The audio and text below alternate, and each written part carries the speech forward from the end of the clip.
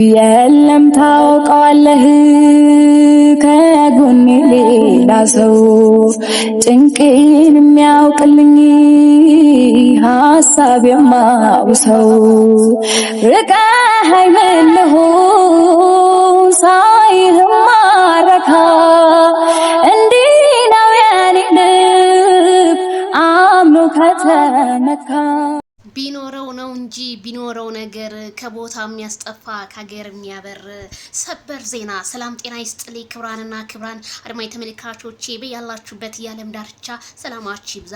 ታዲያ ህዝቡን ሲያስጨንቀው የዋለው ያረፈደው ነገር ምንድነው? የሄርሜላ ማርገዝ ነው። ታዲያ ዛሬ ከካሜራ አማኔ አንዳንድ ነገሮችን የሰማሁት ነገር ሄርሜላ ሆስፒታል እንደሆነችና እንዲሁም ነብሰ ጡር እንዳልሆነች እንዲሁም የቅናት መንፈስ እና ከአብርሃም ጋር ያላትን ፍቅር ለማጧጧፍ ነው እንጂ ምንም አይነት የእርግዝና ምልክት የለባትም ሲል ከመረጃ ምንጮቼ የሰማሁት ነገር ነው እላለሁ። ታዲያ ሄርሜላ ዝሙተኛ ናት። ብዙም ወደ ሶሻል ሚዲያ ስትመጣ ለህዝቡ ተቀባይነትን አላገኘችም። እሱም ተቀባይነትን ያላገኘችበት ምክንያት እንዴት በአንድ ባለትዳር ላይ ያውም በሩታ በጀግናዋ በነብሪቷ በተወዳጇ ላይ እንዴት አድርጋ እባሏ ላይ መታ ዝሙትን ልትሰራ ቻለች? እንዴት ልትንጠለጠልበት አብርሃም ላይ ቻለች? የሚለው የብዙዎቹ ጥያቄ ቢሆንም ግን ሄርሜላ ነገሮቹን እኔ ምንም ማንንም አልሰማም፣ በመጣሁበት አላማ አልንቀሳቀስም በማለት ሄርሜላ የምትሰራቸው ነገሮች ሁሉ ህዝቡን ግራ እያጋባ ነው። ታዲያ ቤተሰቦች የላትም ወይ? እናትና አባት የላትም ወይ? ይሄ የህዝቡ ጥያቄ ነው። መቼም አንድ ሴት ራሷን ካላስከበረች ማንም ሊያከብርላት ስለማይችል ማለት ነው። ሄርሜላ መጀመሪያውንም ስትመጣ አብርሃምን በመሳምና እንዲሁም የተለያዩ ሪያክሽኖችን ለወንድ ልጅ የማይገባውን ስታሳይ ነበረ። ታዲያ ይሄም የብዙዎቹ ጥያቄ ቢሆንም ግን ማንም ይሄንን ጥያቄ ሊመልሰው አልቻለም። ካዳ በዙሪያዎቿ ያሉ ቡችሎች ትናንትና አብርሃምንና ሩታን ከጎናችሁ ነኝ ሲሉ የነበረ እንዲሁም ዛሬ ደግሞ ተገልብጠው ወደ ሄርሜላ ሩታን ትተው ሄደው ሄርሜላ እኛ አለንልሽ እያሉ አብርሃምን እያገናኙ ያሉት የአብርሃምና የሩታ ጓደኛ ተብዮቹ ጥላት ሆነው ዛሬ ይገኛሉ ስላችሁ ይሄንን አሳስባለሁ። ታዲያ ሄርሜላ እርግዝናዋ ይፋ ሊሆን ነው ምናምን ለምትሉ ትናንትና ስትጨፍር ነበረ። ዛሬ እንዴት እርጉዝ ልትሆን ቻለች? መቼም ሆዷ ውስጥ ፊኛ ነፍታ ካልሆነ እንጂ እኔ ምንም የማምንበት ነገር የለም። እንዲሁም ከካሜራማኔ አንዳንድ መረጃዎችን ሰምቻለሁኝ። ስለዚህ ቤተሰቦቼ ሄርሜላ እንደሆነች እኔ ምን እንደምን አላቅም።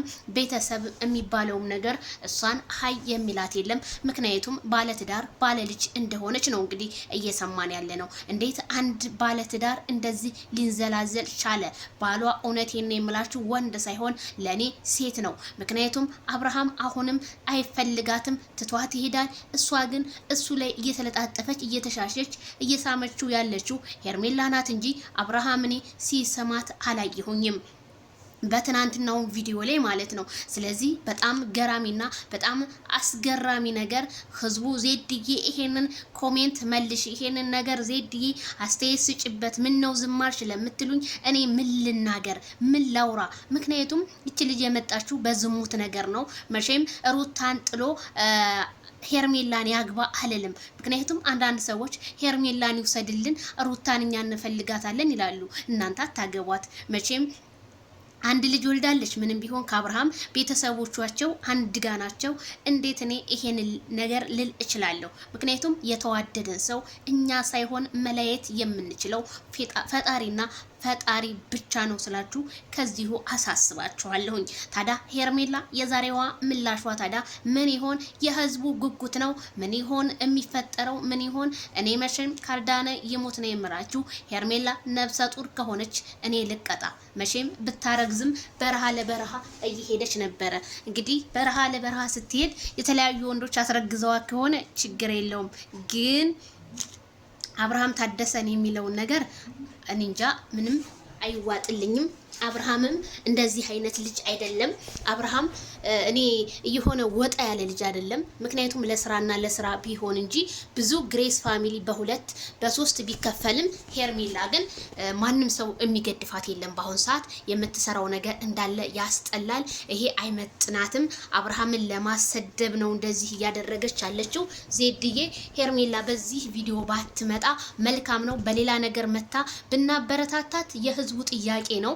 እንግዲህ ጥያቄዎቹን አብርሃም ታደሰ ነው መመለስ የሚችለው ወይም ራሷ እንግዲህ ኮሜንታተር የሚጽፈውን ነገር አይታ መመለስ ነው የምትችለው፣ አንደርስታንድ ማድረግ የምትችለው ማለት ነው። አንደርስታንድ የምታደርግ ከሆነ ልጅቷ ግን አንደርስታንድ የምታደርግ አይደለችም። አረገዝኩኝ እያለች እንግዲህ ሆዷ ውስጥ የተለያየ ነገር እየቆጠረች ነው እየመጣች ያለችው ማለት ነውና በጣም ገራሚ ነው። በጣም አሳፋሪ ነገር ነው ማለት ነውና እኔ ይሄንን ነው የምለው ቤተሰቦቼ። ብቻ ወደ ራሷ የምትመለስበትን ነገር ፈጣሪ ያንጣላት። እነሱ ዝም ሲሉ ሚዲያው ጭር ሲል ምን ሆኖ ነው አትበሉ። ምክንያቱም የሆነ ነገር ጠምዘው ይዘው ሊመጡ ነው። ስለዚህ እኛንን መንቃት ያቃተን እንጂ እነሱ የነቁ ናቸው። እነሱ ለስራ ብለው እስከተነሱ ድረስ እኛ ደግሞ አንደርስታንድ ማድረግ አለብን። ጥላቻ መኖር ሳይሆን ይሄ ይዛችሁ የምትመጡት ነገር አይመጥንም ብሎ ሁሉም ሰው ሆ ብሎ ተስማምቶ ኮሜንት ቢጽፍ እነሱ ያስተካክሉ ነበረ።